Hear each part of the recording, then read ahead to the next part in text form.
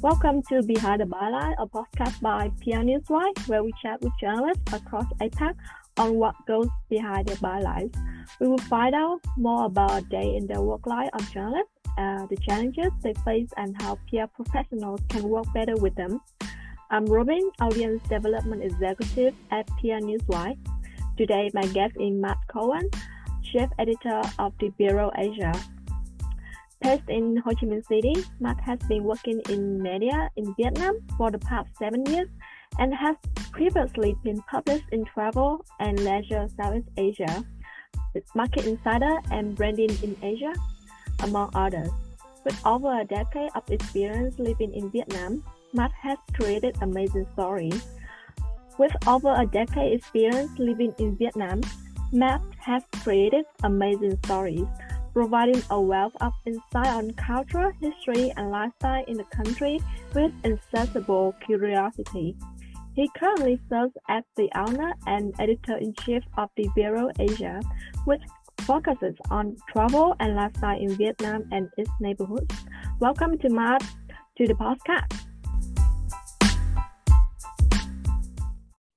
Hi, Robin.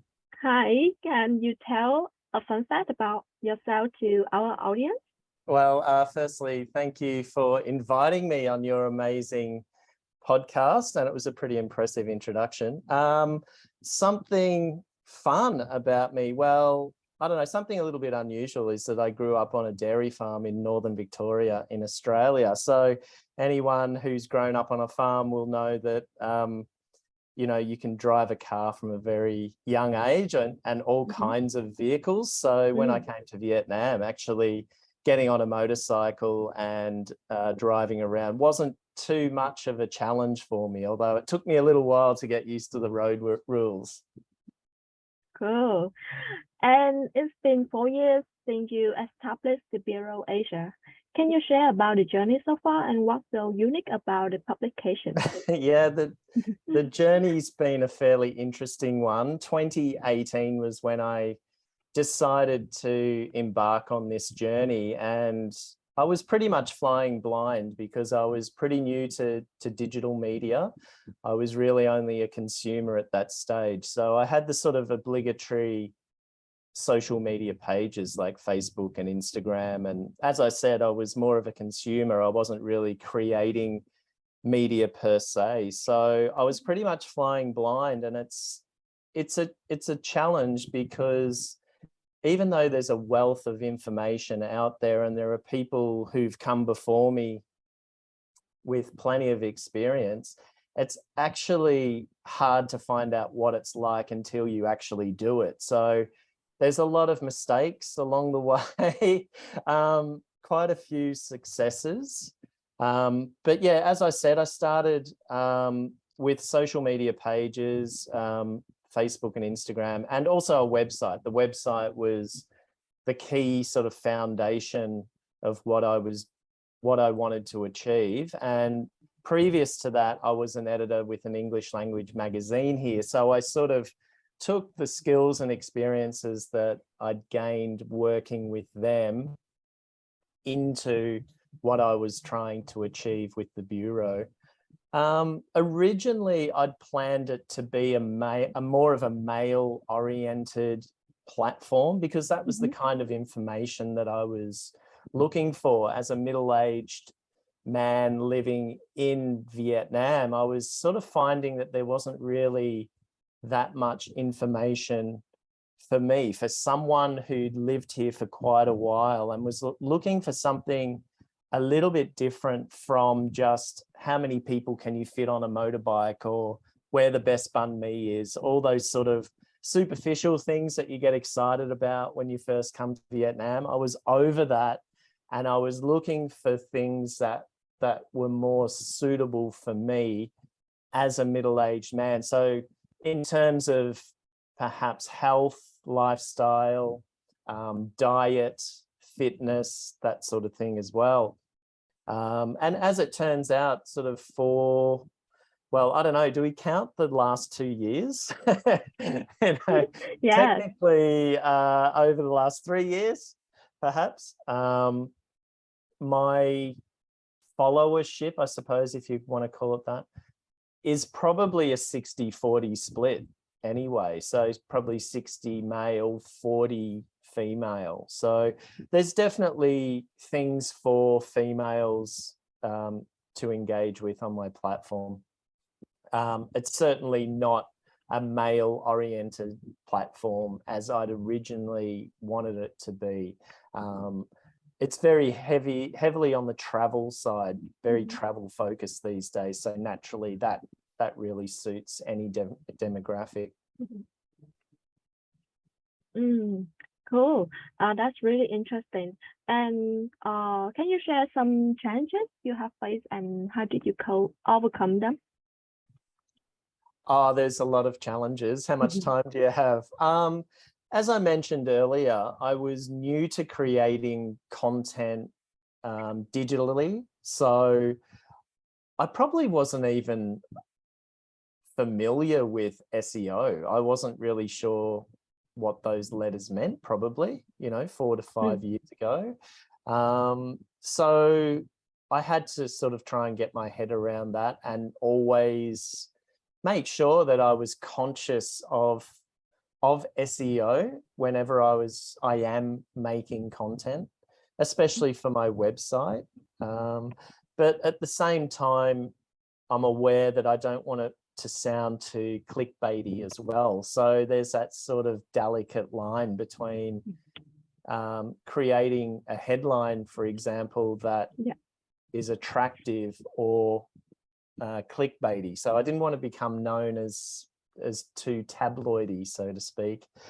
Social media, the vagaries of social media, as you'd be aware, Facebook and Instagram are constantly changing, I guess, what we call the algorithm and what, how you can get views and reach and all that sort of thing. And that, as I said, it's constantly changing. And so keeping on top of that, for example, Reels at the moment, Instagram Reels, Facebook Reels, stories to a certain extent as well on those platforms tend to get me more reach when it's organic. Posting on my Facebook business page goes absolutely nowhere.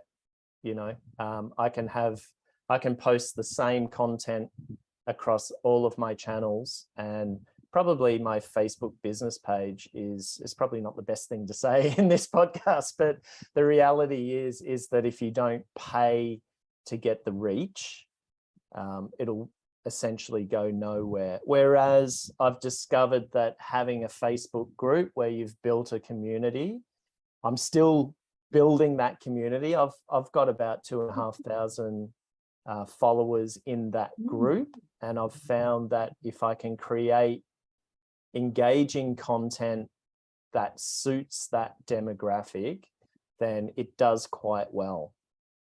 And actually you can get significant reach and engagement in Facebook groups with a small number of members or followers, which I've got in my group. So that's a constant learning all the time. They're the challenges all the time. And the other challenge is that anyone these days can make content. So, my mother makes content and she can put it up on these, and she's in her 70s, so, and my nephew, one of my nephews is 17, so he can make content and put it up online like I do. So I'm always grappling with ideas. I'm always trying to think of how can I set myself apart from everybody else who's making content. Wow, that's really impressive on what you've done for your publication and for your content. Well, it's an ongoing journey. It's yeah. Yeah. It's ongoing journey, and you're I still guess, learning, and yeah, you can get more about that. Cool. And let's talk about the country you live in now, Vietnam. Yeah. So from your perspective as an English-speaking lifestyle journalist based in Vietnam, how would you describe this country, and what's the glamour of Vietnam? What makes you stay here? Well, it's a tricky question, and I've had lots of practice answering this question, but I always dread it. I know it's going to come up. Whenever I meet someone, usually they ask me the obligatory, what's your name? How old are you? Are you married? And do you like Vietnam? And it's a very simple question. Do you like Vietnam? And it's, for me, it's still a complicated question for me to answer. I obviously do love living here, but it's not a holiday for me. It's where I've chosen to live. My partner lives with me here. We've made it our home. And it's something that's something that I think Vietnamese people forget sometimes, that I think they think that I'm moving through Vietnam. I've come from Australia, I'm moving through Vietnam, and someday he'll leave, which may be true. That may happen down the track, but I've made my home here. I've made my life here. I've set up my business here. So I don't really plan on leaving anytime soon. So you sort of, when people ask me, do you like the country? I'm thinking with my work kind of hat on, that it's my life. This is what I do here. It's not a holiday. So yeah, but how would I describe Vietnam? It's definitely dynamic. It's young, it's energetic, every day. I think one of the main things that I love about it is that every day when I leave home, I don't really know what's going to happen. It's a funny situation to be in, because I actually like routine, and I generally like to know what's coming next. But on the other hand, I still like the fact that something unusual could happen 5 kilometers up the road, or I may meet somebody who changes my day, so that's very attractive. In terms of glamour, I wouldn't say Vietnam is glamorous per se. There are many aspects of Vietnam that I would say are not glamorous. But they're the things that I really enjoy. They're the things that attract me to the country, the culture, and the people. For example, last week, I decided I'm going to get out of town. I jumped on the motorbike and I did an overnight trip down to the Mekong. And along the way, I did river crossings. I stopped at coffee shops on the side of the road. I went on a mission in this township to find some local food, which was a challenge, and I ended up finding it. And they're the things that I really like to do. And I think it sort of harks back to my rural background where I grew up. I loved motorbikes. I loved going out into the bush and riding them and sort of roughing it, as we would say. So, Vietnam's not for everybody. There's a lot of foreigners who come here and try to make a go of it and live here, but they wind up leaving, and that's fine. But I've found that a lot of the lifestyle that Vietnam can offer fits with what I enjoy doing. And I've always said that if there's ever a day that I'll leave Vietnam, I'll probably leave thinking, firstly, what the hell was that? Because the cultures are so different. The Australian culture and Vietnamese culture is so different, and you're forever learning. You continue to learn about Vietnam and its culture and language. My Vietnamese language I'm embarrassed about it. I'm trying to improve that. And so that's one area that I'm constantly learning. Yeah, I see. There's many unexpected things that go in every day.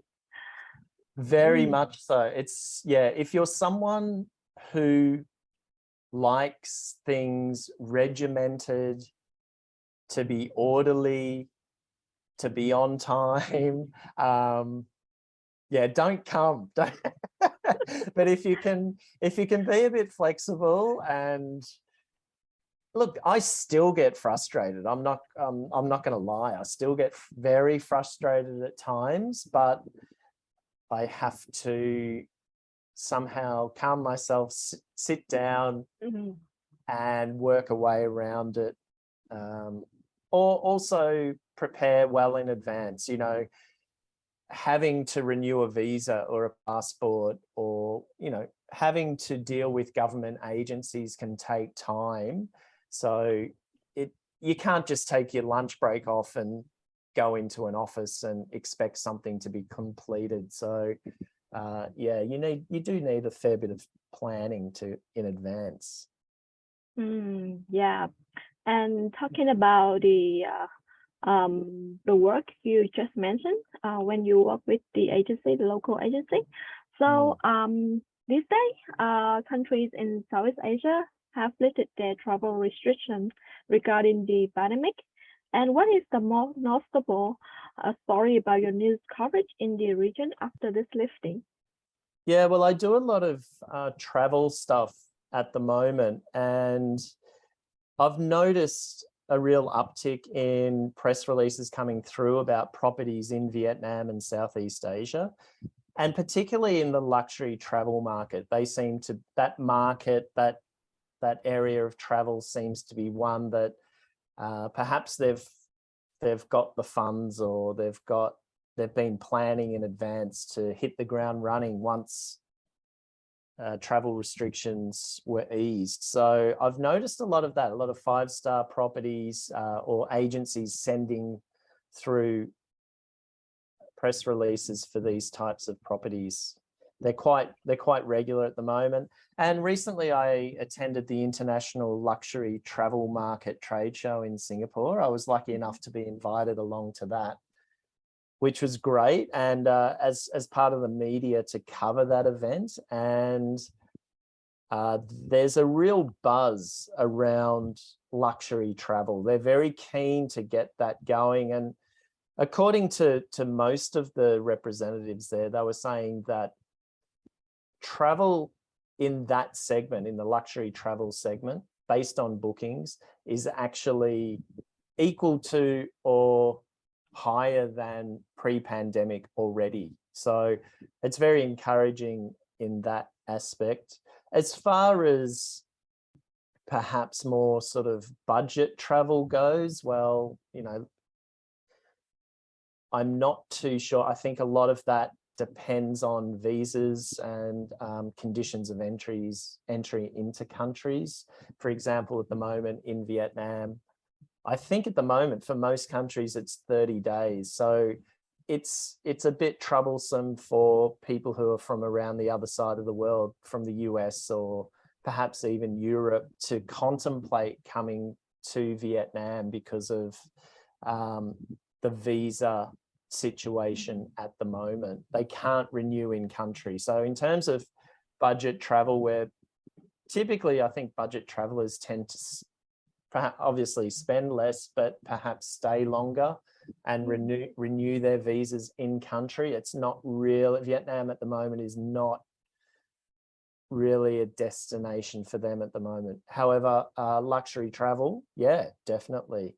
So I'm seeing a lot of that come through, which is encouraging. Whereas at the beginning of the year, perhaps, and definitely last year and the year before, there was nothing coming through, you know? Yeah, right. And so what types of new in the travel industry are you looking out for now as Vietnam tourism has power back after their reopening? Yeah, definitely things that are trending and things that will trend in 2023. So as I mentioned, I went to the ILTM, the International Luxury Travel Market Trade Show, well, nearly a couple of months ago now, 6 weeks ago. Things like experiences. So if there's a resort or a hotel that offers experiences away from the actual hotel or the resort, I'm interested in those sorts of stories. So for example, I was lucky enough to stay up at Capella Hanoi recently to do a story for Travel and Leisure Southeast Asia. And they offer, it's very much from the very beginning, that hotel is very much about escapism and experiences. It's a Bill Bensley designed project, so he's very much into escapism, so that when guests arrive at the property, they can leave their life behind, you know, for however long they're staying, and become immersed in this particular property that they're staying at. And Capella Hanoi is offering experiences like meeting local artists. So taking you away from the hotel itself, driving you into perhaps what you might call the suburbs and the alleyways of Hanoi. And I met a local lacquer master. He does lacquer, you know, paintings, I suppose you would call them, jewelry, all that sort of stuff. So you would get an introduction to his studio, and then I was able to sit down and he would teach me how to make something. And I came home with something. I came home with a little piece of jewelry that I gave to my girlfriend. But it was a very cool thing that I would never have done.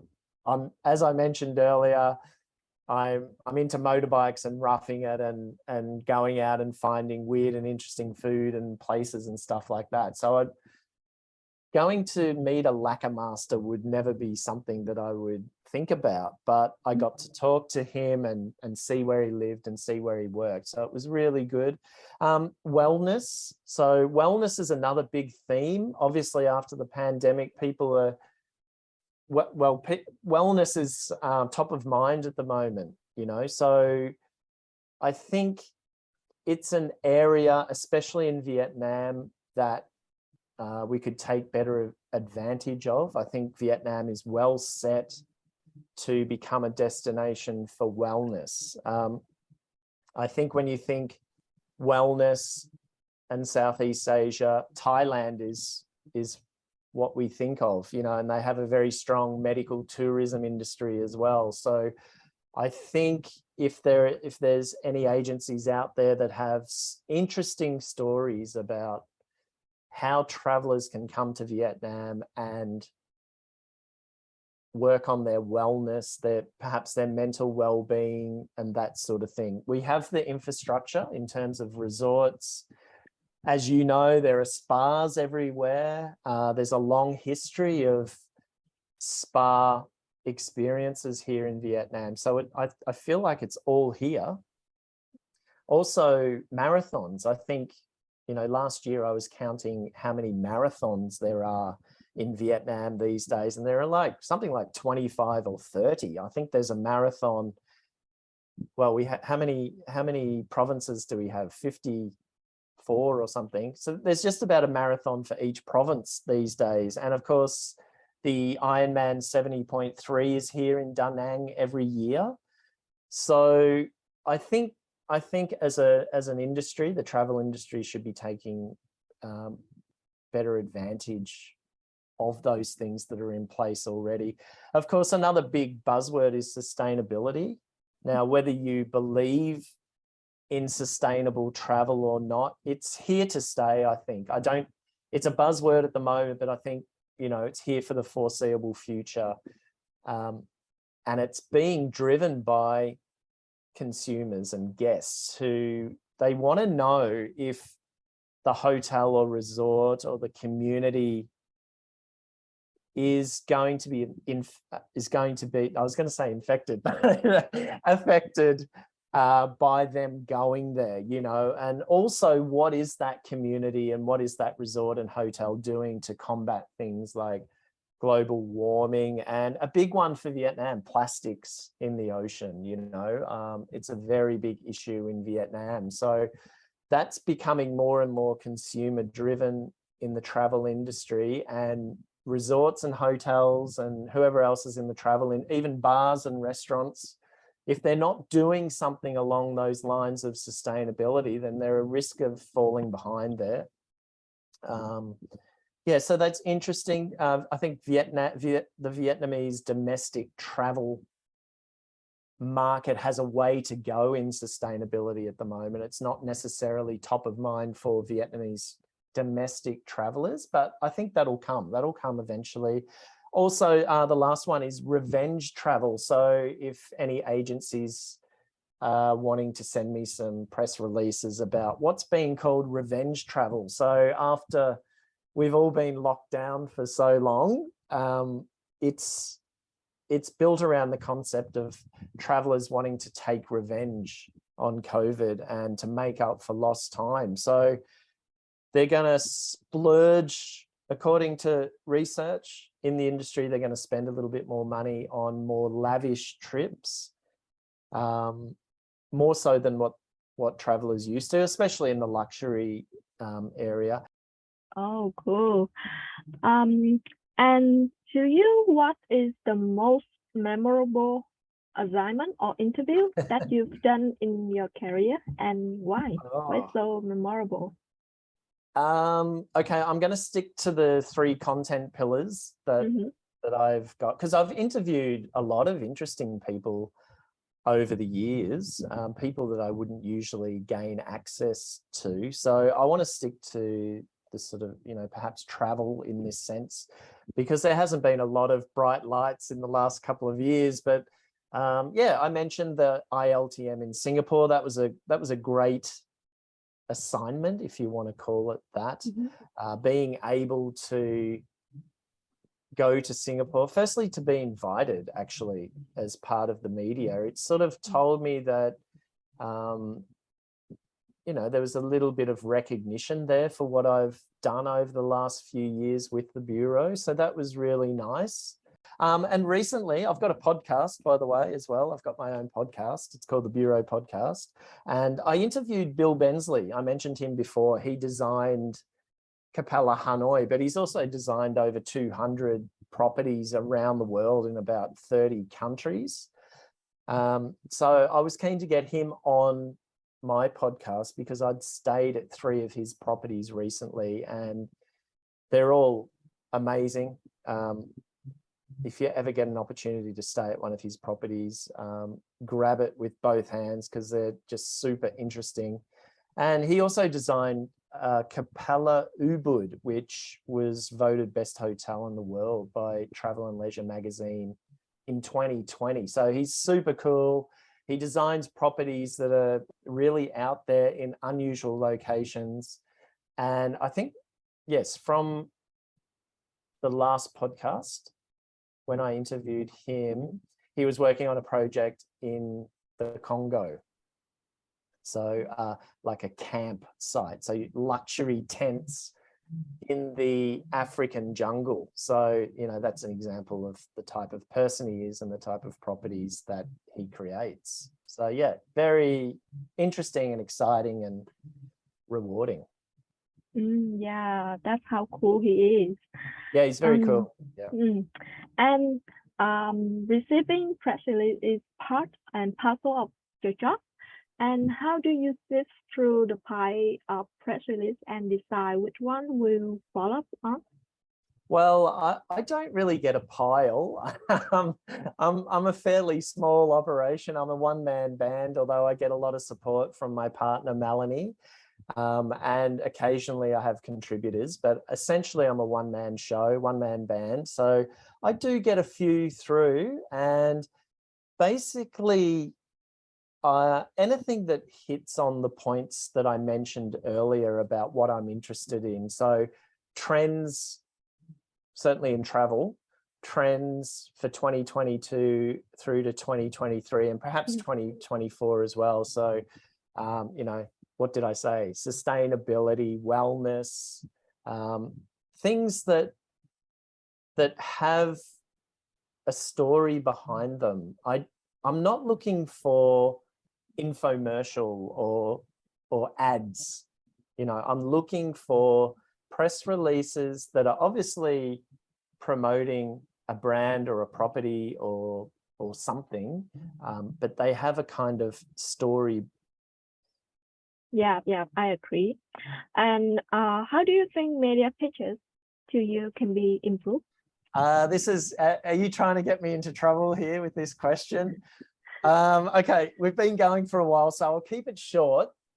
Okay, so one of the ones is be nice. Don't treat my channel or my platform as a kind of dumping ground just to tick boxes. So perhaps at an agency, I don't know, I've never worked in a PR agency before, but you know, there are KPIs I think that people have to meet each year. And you know, I don't want, I've worked hard to get my platform to where it is right now, and I don't want it to be used as just a place that people can or think that they can send press releases to, and I'll post them and that's it. I'd like more agencies to develop a relationship with me rather than just sending me a press release. So that could be anything. It could be just a friendly email just to break the ice. I mean, a lot of the times it's an email that's quite cold and with an attachment, you know, please post this on your website sort of thing, you know. So yeah, developing a relationship with me could mean many things. I mean, like I said, I mean, it can be getting invited to the ILTM, which is an extreme case. It's a luxury travel expo, and that was amazing. But there's been other things too, like 2 weeks ago, sorry, I was invited by a new local gin distiller to go to their distillery and check it out. You know, and that incorporated a boat trip. We took a boat and we went out to the distillery and we checked it out, and it was just a really nice gesture. It took time. I actually made a video for it. That was good. I've got a YouTube channel as well, so it's on there. And to very simple things. I know you guys at PR Newswire, you've invited me to really interesting talks over the years. So simple things like that as well. I've got a few other little things. I don't like the PDF format. I don't like receiving press releases in a PDF. I use Google Mail. I've got a Google Drive. Just share it with me. That would be much, much easier. Same with the photos. Just share a folder with the photos. Speaking of photos, actually encourage clients to spend money on a photographer. You'd be amazed at how many, or maybe not, how many, the range in quality of photographs that we get through, you know. I know mobile phones are getting much bigger. iPhone 14 is out, so pretty amazing camera. But I think you still need someone who knows what they're doing as well. So I think it's worth investing in that sort of stuff. I spend a lot of time looking around for more suitable photographs, and it takes time. And send a range of photos, and send a range in size and format. So portrait and landscape, that sort of thing. Yeah, but I think overall, just open a dialogue between me and you in order to work out what our arrangement is with distribution. I think, you know, that's where I come in. So, you know, I'm this sort of link between the agencies and, you know, potential clients and consumers, guests or whatever. So I think there should be something in it for me as well. Yeah, that's really thoughtful information that you provided to the PR professional.